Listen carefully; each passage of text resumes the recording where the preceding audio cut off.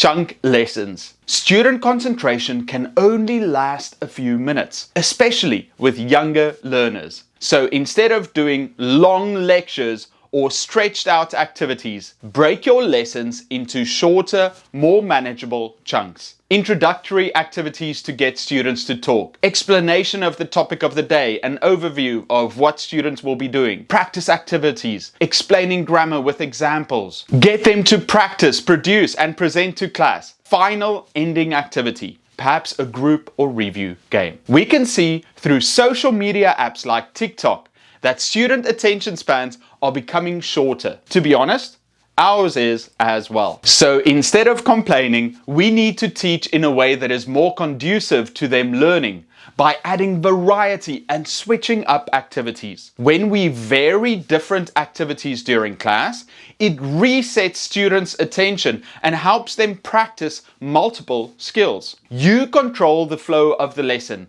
which makes it more engaging, allowing your students to concentrate better. To repeat, break your classes into smaller chunks. Do a variety of activities, use pair or group work, take feedback after each activity so that they recognize the importance of actually doing it. Engage your learners. Students learn better if they are interested in the teacher, who then teaches in an engaging way. Ask questions.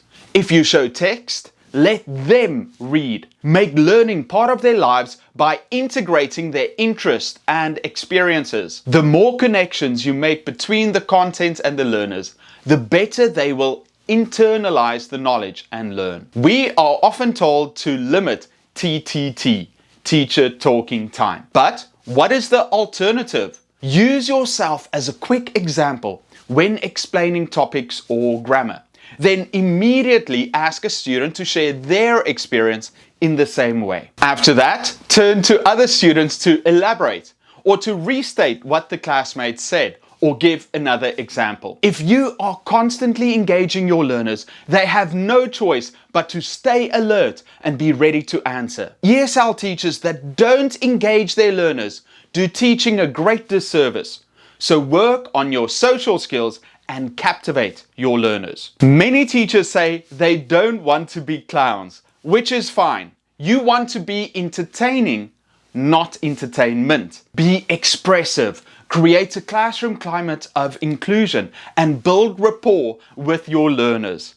Have fun without becoming a clown for your students. If you have a healthy and caring relationship with them, you will positively influence their attitude, behavior, and learning experience. Showing interest and caring about your students' lives is an important part of being a teacher and establishes a beneficial learning climate. Apply mutual respect, give plenty of encouragement, and smile. A student-centered classroom is the key to creating excitement in class and increases engagement and focus.